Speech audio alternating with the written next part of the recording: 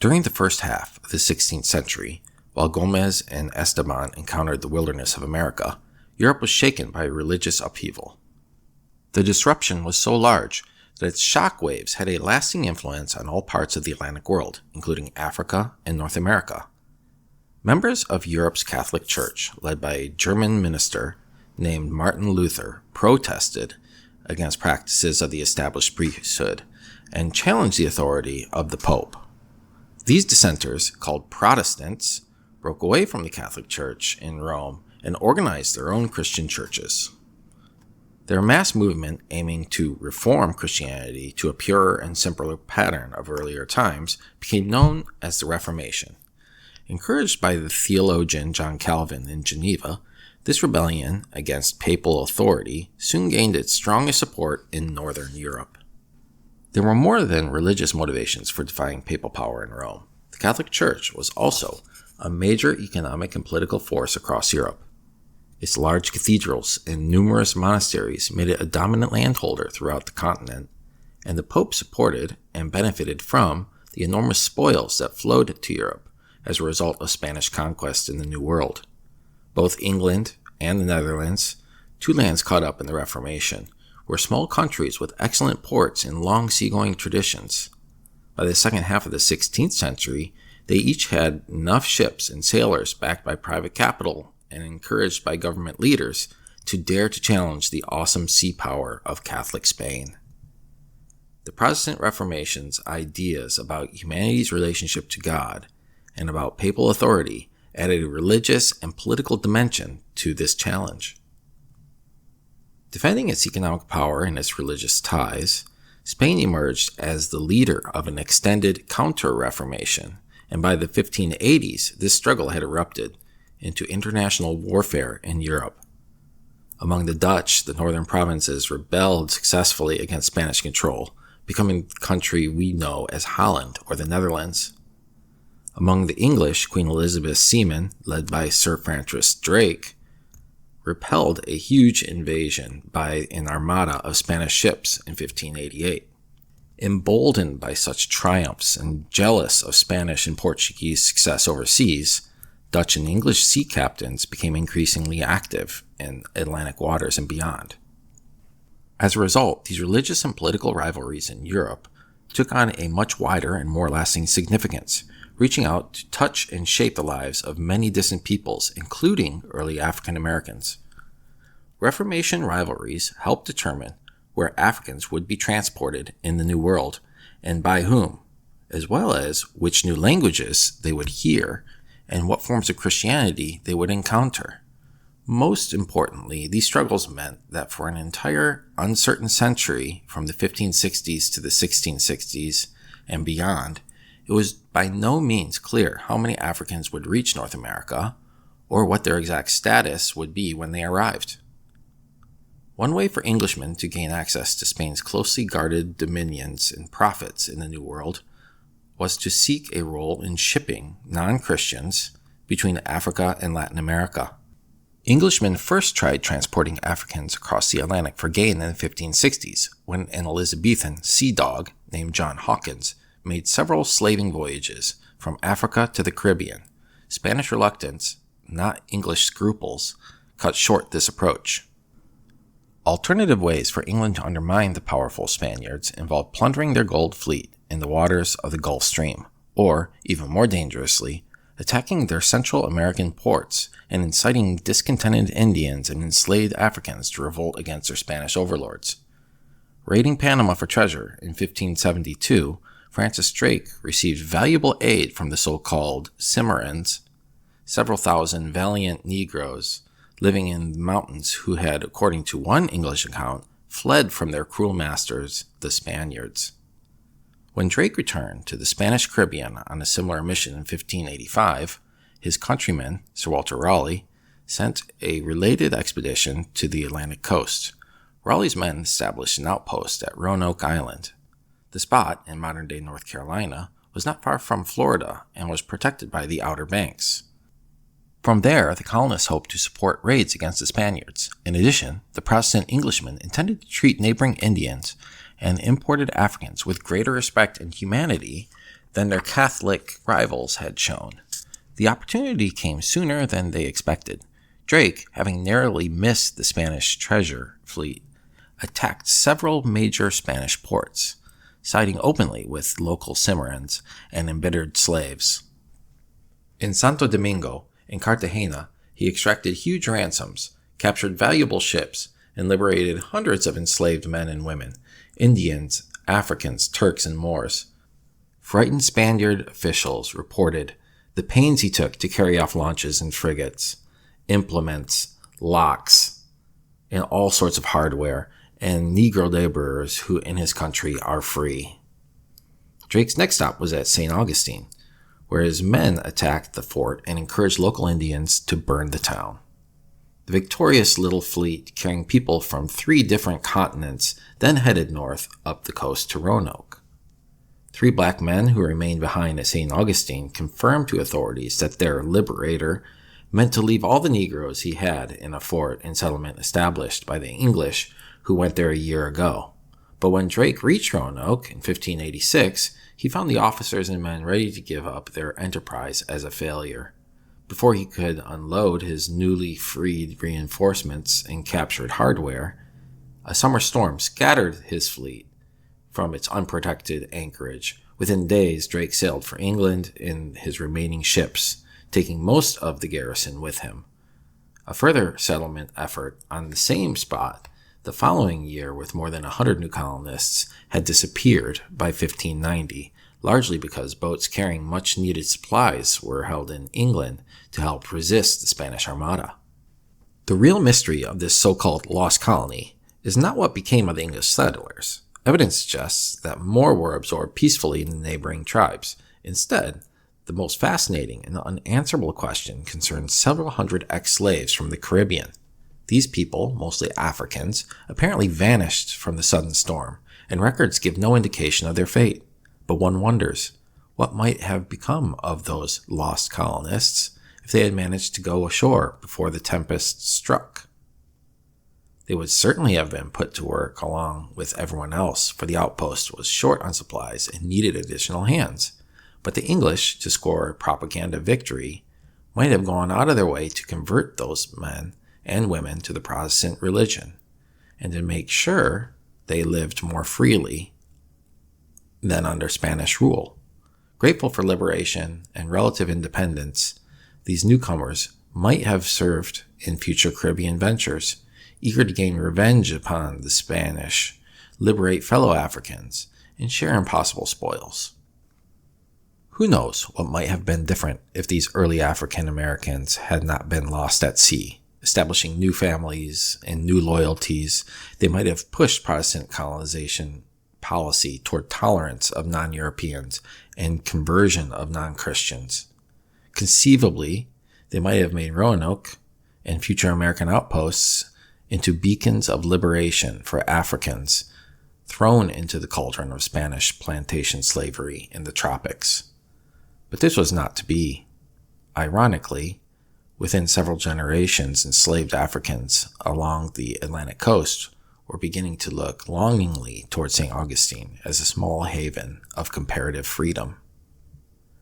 However, this transition to rigid and unwavering racial enslavement in North America still lay in the future.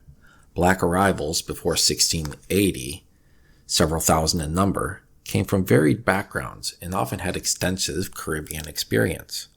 Most had been denied their freedom in the West Indies and had been forced to work as slaves.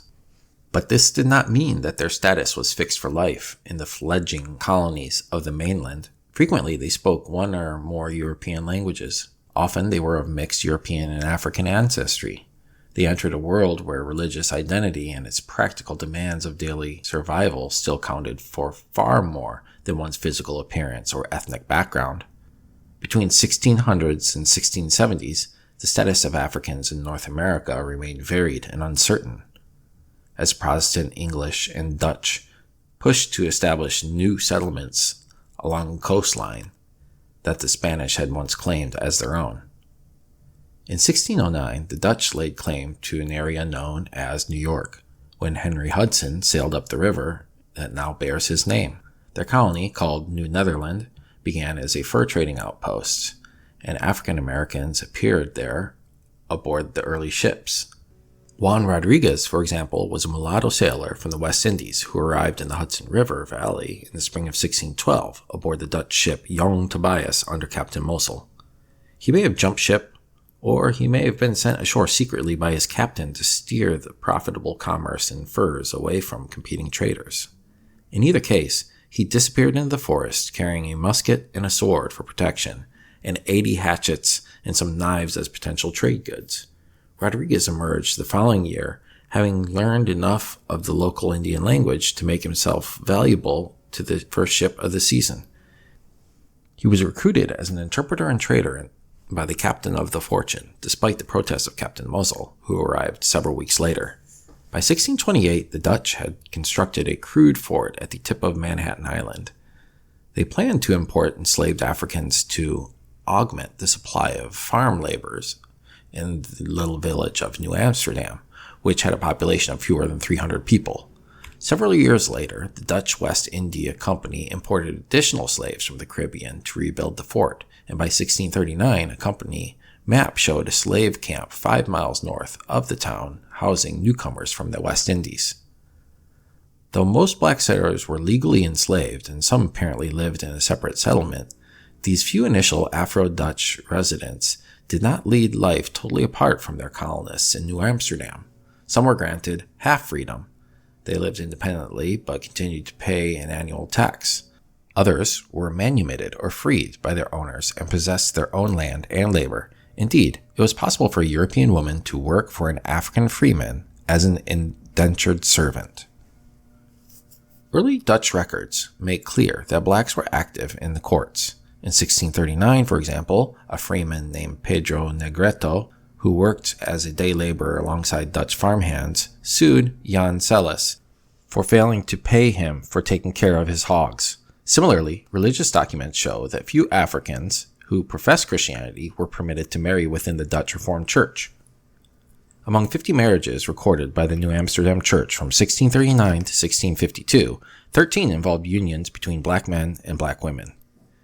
In another, a man from Europe married a woman from Angola.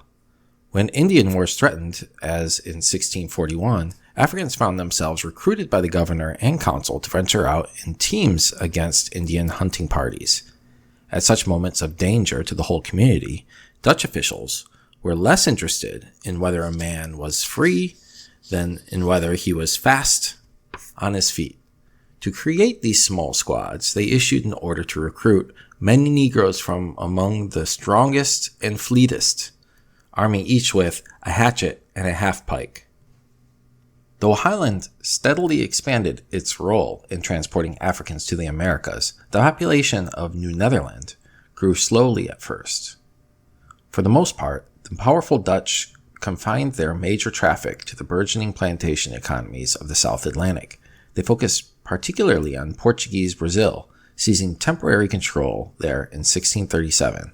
They also took from the Portuguese several ports in Africa, Elmina on the Gold Coast, and Luanda in Angola. And soon they were transporting 2,500 Africans per year west across the South Atlantic.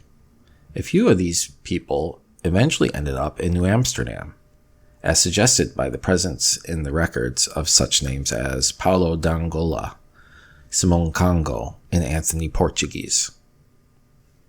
In 1654, the Dutch lost control of Brazil, where they had been shipping thousands of Africans, so distant New Netherlands suddenly became a more attractive destination for Dutch slavers from the South Atlantic. The first shipload of several hundred people brought directly from Africa arrived at the mouth of Hudson in 1655. More shipments followed, and many of the enslaved passengers were promptly resold to English planters in the Chesapeake colonies seeking additional workers. By this time, the Dutch had made peace with the Spanish and found themselves at war with their former ally, England. In 1664, when the English seized New Netherland and renamed it New York, there may have been as many as 700 Dutch-speaking black residents in a population of 9,000. The Dutch soon turned their colonizing attention to other places, such as South Africa, where they had established a colony at the Cape of Good Hope in 1652. It would be the English who expanded their hold on the Atlantic coast of North America and steadily increased the number of blacks living there. As more black newcomers appeared in the English mainland colonies, racial designations gradually took on new significance. Eventually, legal codes would impose hereditary enslavement, that is, the condition of slavery was passed from parents to children, and profit-conscious traders would undertake the importation of slaves directly from Africa.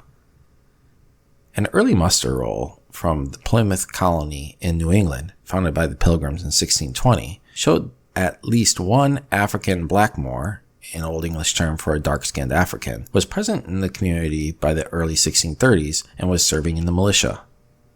The Journal of John Winthrop, governor of the larger Massachusetts Bay Colony, founded in 1630, made clear that in 1638, not long after the English defeat of the neighboring Pequot Indians, a Boston sea captain carried Native American captives to the West Indies and brought back salt, cotton, tobacco, and Negroes. 6 years later, in 1654, Boston merchants sent several ships directly to the West African coast, a small beginning to a pattern of New England slave trading that would continue for a century and a half. At the start of the 17th century, Christian Europeans still tended to see political and religious, not physical, differences as the key divisions among mankind. Enemies in foreign wars and adherents to different faiths could be captured and enslaved. For this reason, John Smith, a leader of the English colony at Jamestown, had been forced briefly in slavery by the Muslims when fighting in Eastern Europe. As a young man, infidel Pequots, who opposed Winthrop's men in New England, were sold into bondage in the Caribbean. Such enslavement was not always for life. Conversion to the religion of the captor and other forms of good behavior could result in freedom. A law passed in the colony of Rhode Island in 1652 even attempted to limit the term of involuntary servitude to 10 years. By mid-century, however, the condition of unfree colonists in North America had started to change. In the older colonies of the Spanish New World to the south, a pattern of hereditary servitude based upon race had long ago evolved into a more powerful and irresistible system of exploitation. Now, slowly, this destructive institution began to gain a substantial foothold in the small colonies of the North American mainland as well. Its emergence would have a devastating effect on the new generation of Africans to cross the Atlantic and upon all of their descendants for several long centuries to come.